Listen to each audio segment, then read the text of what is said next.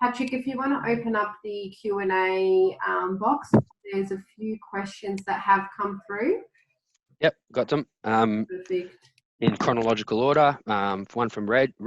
Is there a high risk of technicians servicing contaminated filters? Absolutely. It's probably an inherent risk every day. But for example, in the circumstance of a negative pressure isolation room in a healthcare setting, there are specifically designed biocontainment modules, which are expensive, but they provide a mechanism for safely maintaining and replacing filters. I think the last cost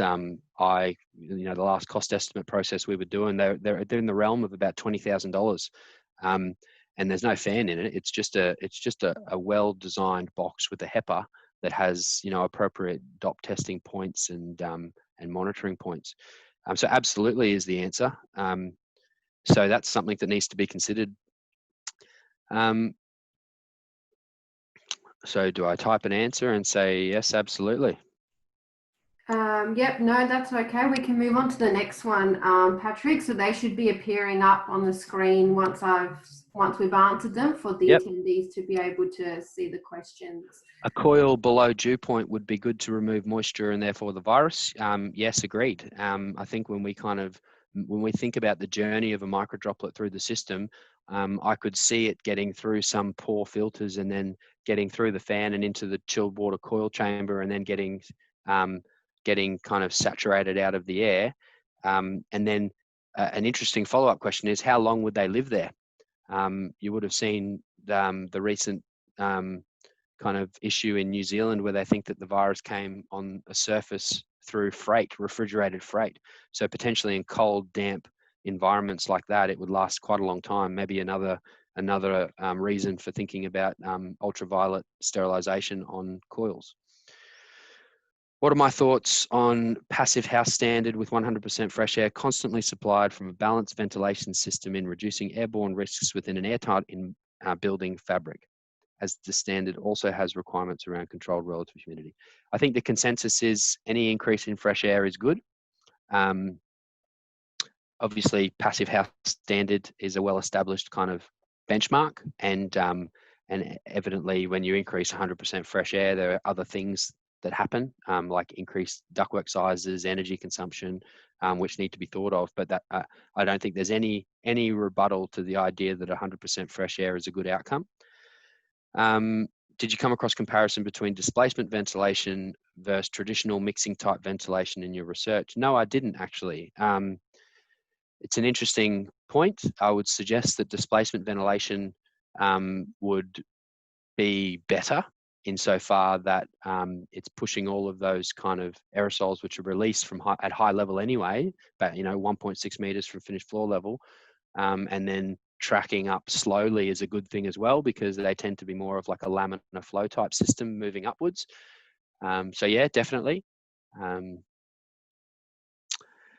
Two questions from Anonymous. Can you confirm my understanding that the recommendations are based on the possibility of viruses and aerosols traveling through ductwork? However, there is no evidence to prove this.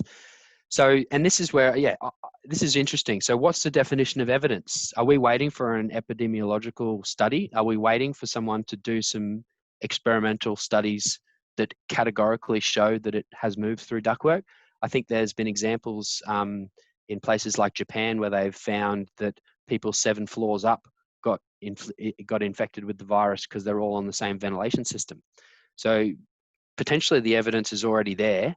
I haven't touched on it because I haven't seen any academic publications on it. But I certainly wouldn't be suggesting that it's not happening. Second question in that is, am I proposing that HVAC design measures need to mimic that of hospitals? No, I'm not necessarily, but I am saying that there are probably some lessons learned. And is this good bang for buck in controlling an outbreak in an office? Look, probably not. But it's just a lessons learned. I think generally healthcare design guidelines are more rigorous than traditional minimum requirements in offices and schools. I do think that we probably need to rethink some guidelines surrounding public buildings that are occupied by a lot of people, transport hubs, schools, libraries, offices, the density of people in offices all needs to kind of, it's a worthy discussion, I think. From Sven, regarding retrofit of UV in, something going on when I scroll, sorry. Regarding retrofit of UV in duct, our discussions with UV suppliers and based on current knowledge of UV dosage, inactivation rate for coronavirus found that irradiance requirements to achieve even log 1 reduction is too big to be able to fit UV into ducts. So log in a supply duct too, because it's running fast. So I've physically seen a couple of these UV lamps, and the UV suppliers tend to have their own proprietary softwares based on their own proprietary experimental data, suggesting that they can get higher logs than that. I haven't been completely sold on the quantity of the log reduction that they're advocating. Just something about the idea that you can be exposed to UV inside a duct for only like half a second and get a 5 log reduction is quite a statement. But I have seen a lot of different data saying that it is quite effective. And in terms of, you know, it gets too big to be able to put into a duct, then you can just make the lamp longer, right? It's all about exposure time, and the density of the lamp, the ballasts inside the duct is a factor, as is the intensity of the lamp. So, look, I guess my experience with UV is that you tend to have to rely on the data from the suppliers because there's a bit of IP related to that. But experimental conditions is not always the same as real life. But I do believe that based on the consensus that there is merit in UV.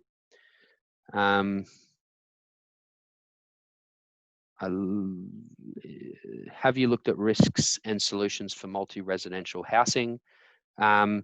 Only so far as aged care facilities and things like a multi-zone or a large air handling unit that might just have a supply into a room and then a relief air transfer out and an exhaust or a return grill in the corridor. Probably not a good outcome. The corridor is by definition the dirty side. So I haven't specifically focused on multi-residential housing, and I think it's like aged care facilities is obviously a hot topic. And I guess it's a similar system approach. So fan coils with local recirculation, keeping your recirculation within your own space, maybe open your windows. That's probably not too bad, but obviously you got to make sure that you have safe maintenance practices. What are recommendations for humidity and indoor air temperatures for maintaining safe air? This is a really interesting one. The World Health Organization will tell you 40 to 60% relative humidity every day of the week.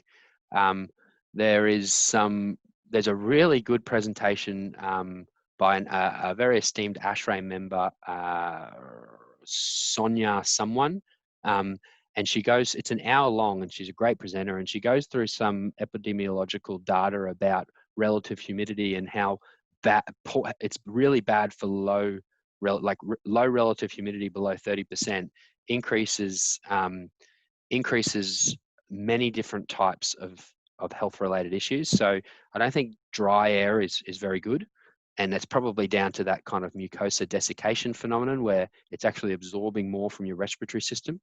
So that's not a great outcome.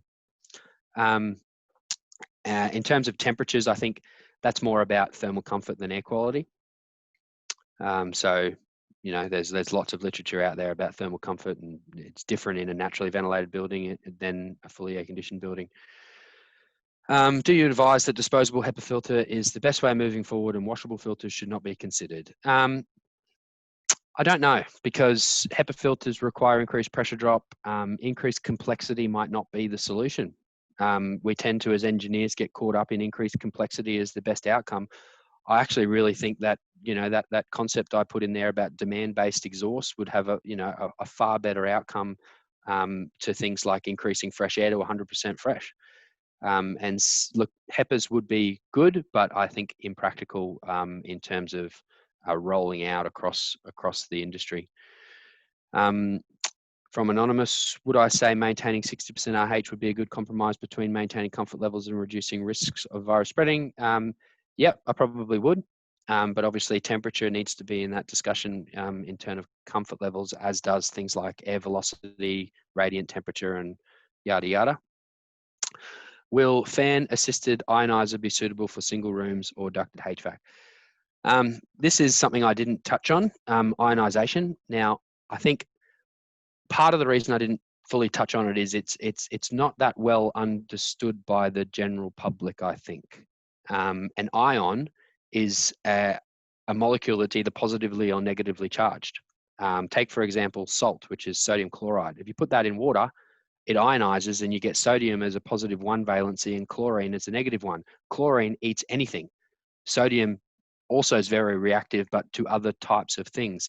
And so I think where I get a bit confused in some of the ionization literature is all these things like bipolar ionization, and it's just like a blanket comment that ionization kills things. Doesn't really resonate with me. I think I need a bit more chemistry in there. I need to know what ion. What ion? Is it an oxygen ion that's a -2 valency, or is it something else?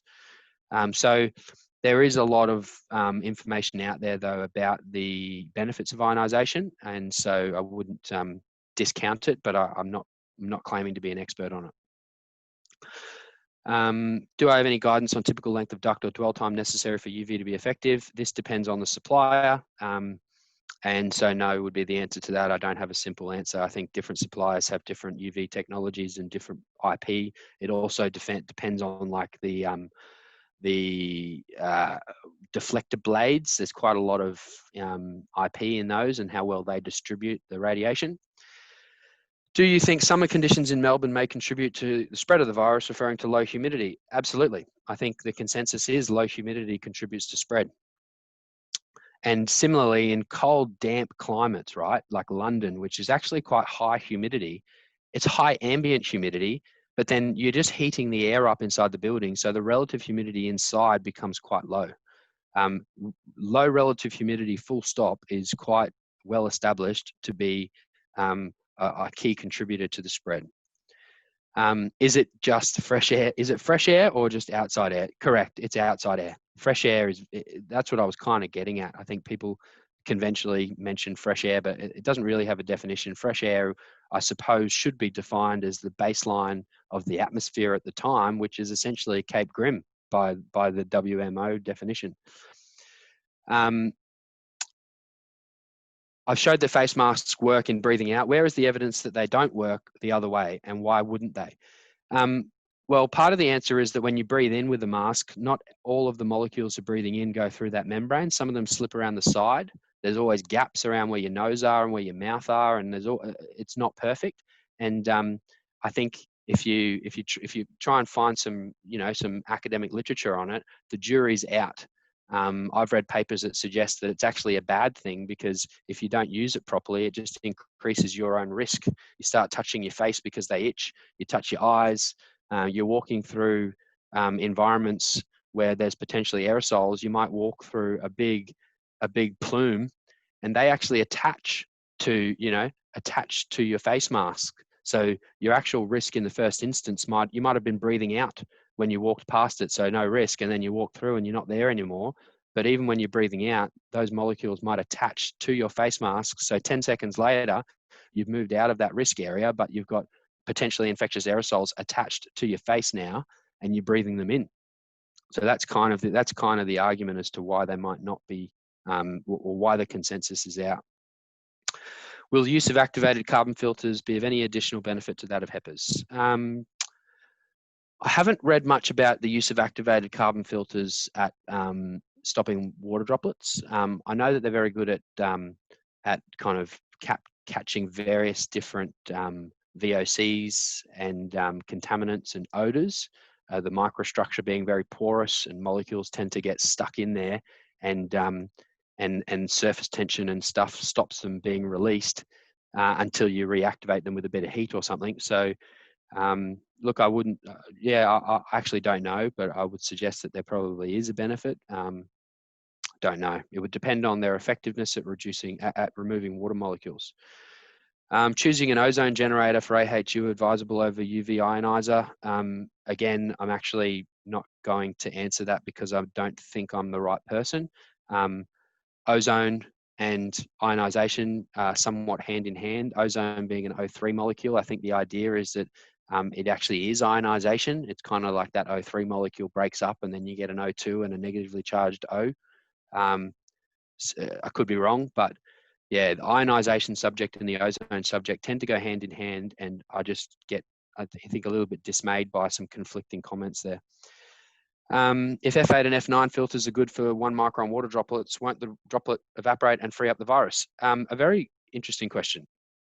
And yeah, I haven't read stuff about what happens when the water droplet evaporates. Does the virus die when it's not on a water droplet? And I think that is the consensus. I think once it doesn't have a water droplet to protect it, it dies. I understand that the structure of the virus is actually very weak, and that's why it is quite susceptible to things like UV. I have seen some plots about the susceptibility of different types of viruses to UV, and coronavirus is really down the curve. It takes a lot more UV, for example, to kill a mold or like a common microbial bacteria than it does to kill the coronavirus. And I understand that's because the structure of it's very weak. And so I understand anyway that it's the water droplet that protects that structure. So when there's no water droplet, I think the virus dies quite quickly. Is there any research conducted on sanitizing of room spaces and HVAC systems? Sanitizing of room spaces, we're talking UV sanitation or even just, I guess, hand washing. I don't know. And HVAC systems, look, common sense tells me that it would be a good thing to maintain your HVAC hygiene at this time.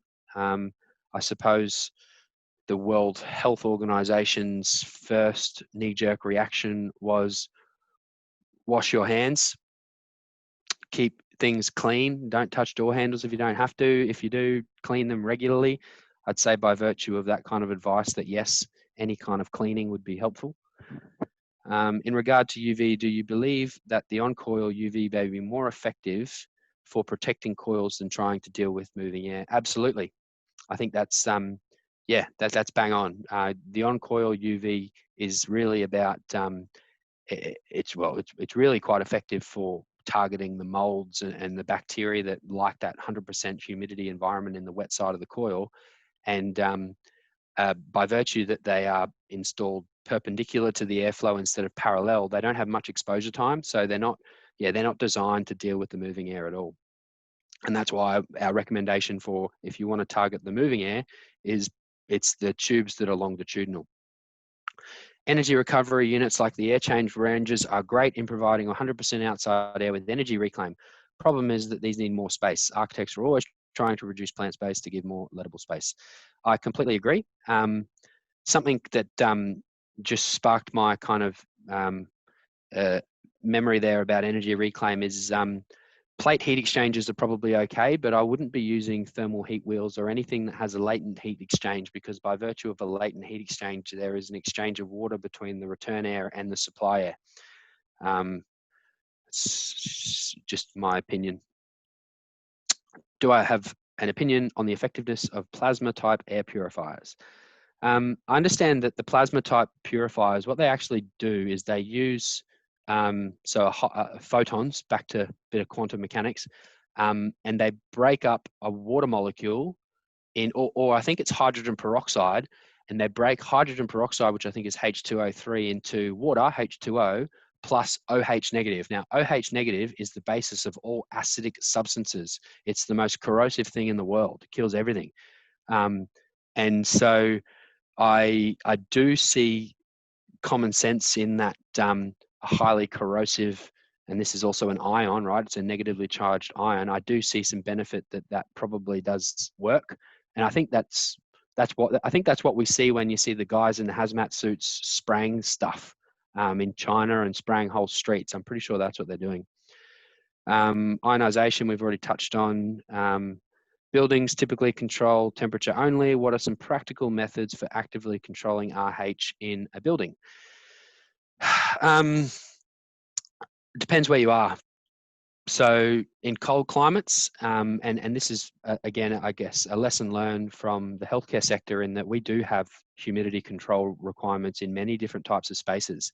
Up in Queensland, in places like Cairns, it's all about dehumidification. As you get further south, the Prince Charles Hospital in Brisbane, for example, has lots of humidifiers. So actually, the idea is that by virtue of cool and cool performance on certain ambient conditions, they're actually over dehumidifying, and they need to rehumidify the air, which basically is like an evaporative spray technology that sprays water back into the airstream to maintain a relative humidity. I guess the same technology exists in crack units that provide humidity control. So these technologies exist. I guess it's very weather dependent to figure out where and why and what's the best. An anecdotal kind of thing there is that I understand that at the Prince Charles Hospital, the humidifiers, even though they're installed, actually haven't been used in about 5 years because they just haven't had to be. So Brisbane's probably right on that subtropical verge of not really even needing to rehumidify. Could I see the likes of air conditioning and ventilation in abattoir meat processing being reviewed given recent outbreaks? Yep, absolutely.